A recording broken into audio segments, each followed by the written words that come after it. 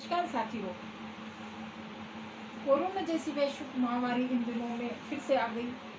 Corona 2 part. इसमें फेफड़ों पे, लंग्स पे ज़्यादा प्रभाव पड़ रहा है। और पिछली बार जब लॉकडाउन था तो मैंने sanitiser, herbal sanitiser, herbal hand wash और हर्बल फेस पैक वगैरह इस तरह का प्रोडक्ट बनाया था और आप लोगों को सिखाया भी था। मास्क भी बनाया था और सिखाने के बाद मैंने आपको वितरित भी किया। लेकिन अब की बार मैं आप सबके लिए फेफड़ों को मजबूत कैसे करें, लंग्स किस तरह से सुरक्षित रहे, उसके बारे में ये वीडियो बना रही हूँ। इस सबसे पहले मैं आप सभी साथियों से ये कहना चाहती हूँ कि मास्क लगाना बहुत ज़रूरी है। मास्क और 2 गज की दूरी और हाथों को सैनिटाइजर, हैंड वॉश करके ही फिर उसके बाद अपन फेफड़ों को किस तरह से सैनिटाइजर करें उसके बारे में बताती हूँ। बोलो साथियों, आसन प्राणायाम योगा ये सबसे पहले उनको श्वास कैसे ले ये जानना बहुत जरूरी है।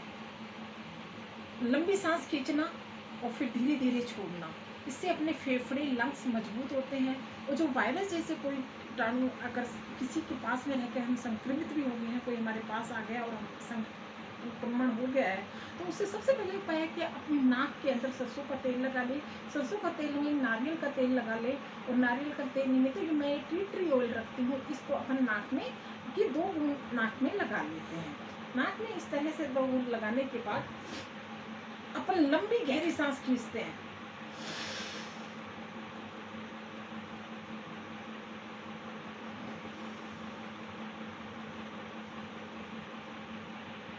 ये मेरा स्टीमर है। इस तरह का स्टीमर हम घर में, ऑफिस में, दुकानों पे कहीं भी अपन रख सकते हैं और इन दिनों में रखना बहुत ज़रूरी होता है। मैंने इसमें 2-3 बूंद तुलसी के पत्ते डाल दिए हैं और मैंने प्लग ऑन कर दिया है। तुलसी के पत्ते डाल सकते हैं या अपन 2-4 बूंदे अजवाइन की भी इसके अंदर डाल सकते हैं।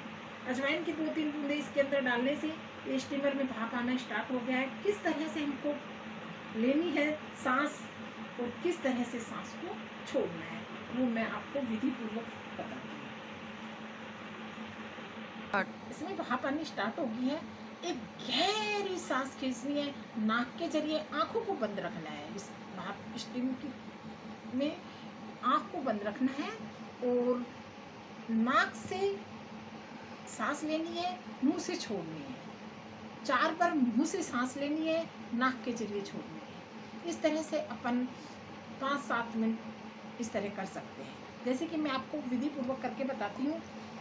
एक गहरी नाक से सांस लेते हैं, नाक से ले मेरा नाक वाला अभी मैंने मुंह से, इस वाले से मुंह से लेकर के और नाक से छोड़ा था। अब मैं नाक से लेकर के मुंह से छोड़ूंगी। ये स्टीम आना चालू हो गया है। मैंने इसमें तुलसी के पत्ते, रजवान डाल दी है। अब मैं इस तरह से नाक से ले रही हूँ।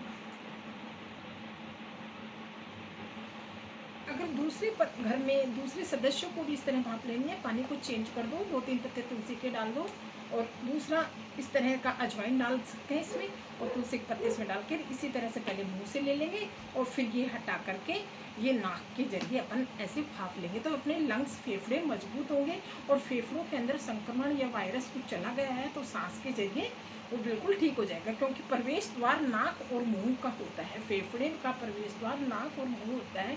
इसके जरिए सांस लेते हैं तब नाक में ही वायरस या कोई जीवाणु आएगा, फिर मुंह में जाएगा, फिर मुंह में जाने के बाद कंठ तक आएगा। तो इस तरह की विधि करने से अपने फेफड़े मजबूत होंगे, ऑक्सीजन की बिल्कुल कमी नहीं आएगी। ऑक्सीजन इससे हमको श्वास नली साफ हो जाएगी, उसका कचरा सारा हट जाएगा, उसमें वायरस जो भी कीटाणु गए हैं वो बिल्कुल साफ हो जाएंगे तो ऑक्सीजन की कोई दिक्कत नहीं आएगी। इस तरह की स्टीम सुबह शाम 2 बार, और कोई ऑफिस हो तो ऑफिस में भी इस तरह के स्टीमर रख के और सुबह शाम और दोपहर में 3 बार दिन में करें। बच्चों को कराएं, खुद करें, स्वयं करें, इससे अपने फेफड़े मजबूत हो गए। मैं दूसरी विधि भी फेफड़ों को मजबूत करने की बताती हूँ। जैसे कि मैंने ये गुब्बारा लिया, इस गुब्बारे को अपन को लंबी सांस खींचनी है।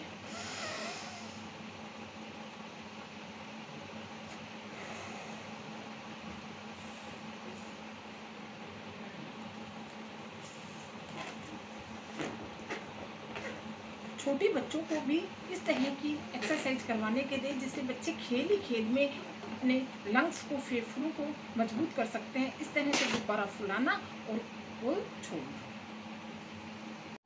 फेफड़ों को सैनिटाइजर कैसे करें, अब की वीडियो मैंने ये बना रही हूँ। इसमें फेफड़ों को सैनिटाइजर करने के बाद मैं एक्सरसाइज, योगा, प्राणायाम और कुछ आसन, जिससे कि अपने फेफड़े मजबूत हो, उसके बारे में बताना चाहती हूँ। कहा जाता है कि स्वस्थ तन तो स्वस्थ मन रहता है। पहला सुख निरोगी काया, हेल्थ इज वेल्थ। स्वास्थ्य अच्छा है तो सब कुछ अच्छा है। Healthy mind lives in healthy body. स्वस्थ शरीर में ही स्वस्थ मस्तिष्क निवास करता है। अच्छे कार्य करने की क्षमता भी जब शरीर स्वस्थ होगा तभी होगी। इस समय नेगेटिविटी को छोड़ना है, पॉजिटिव रखना है, सकारात्मक सोच रखनी है। अब जो कुछ हुआ वो तो हो गया। अब लॉकडाउन के समय अपने विचारों को पॉजिटिव रखना है, डरना नहीं है।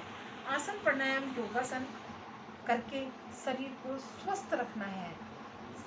श्वास नली में सर्वप्रथम फेफड़ों को मजबूत करने के लिए पहला आसन यही होता है। इससे वात, पित्त, कफ तीनों विकारों का नाश हो जाता है। सांस को लोग लंबी खींच के इसको अनुलोम विलोम बोलते हैं।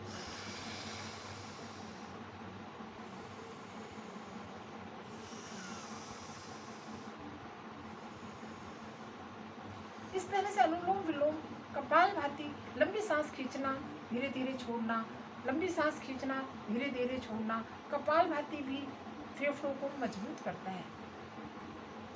श्वसन क्रियाओं, श्वास की जो क्रियाएं होती है उनको मजबूत करता है, साफ हो जाता है। अगर बाहर गए, किसी से मिले और संक्रमित भी हो गए तो नाक के जरिए, सांस के जरिए, फेफड़ों की एक्सरसाइज के जरिए सब बाहर होगा। हम तुरंत सफल हो जाएंगे और स्वस्थ हो जाएंगे और कोरोना जैसी महामारी से निजात पा लेंगे। पॉजिटिव रखेंगे, सकारात्मक सोच रखेंगे। एक त्रिकोण आसन होता है, वो भी फेफड़ों को मजबूत करता है। गोमुख आसन होता है, जो वज्रासन स्थिति में इस तरह से बैठ जाते हैं और पीछे से इस तरह से हाथ को पकड़ना होता है। ये गोमुख आसन होता है। गोमुख आसन करने से भी फेफड़े हमारे मजबूत होते हैं। चक्रासन, मयूरासन और भुजंगासन या फिर सूर्य नमस्कार की 12 की 12 स्टेप करने से भी हमारे फेफड़े मजबूत बनते हैं।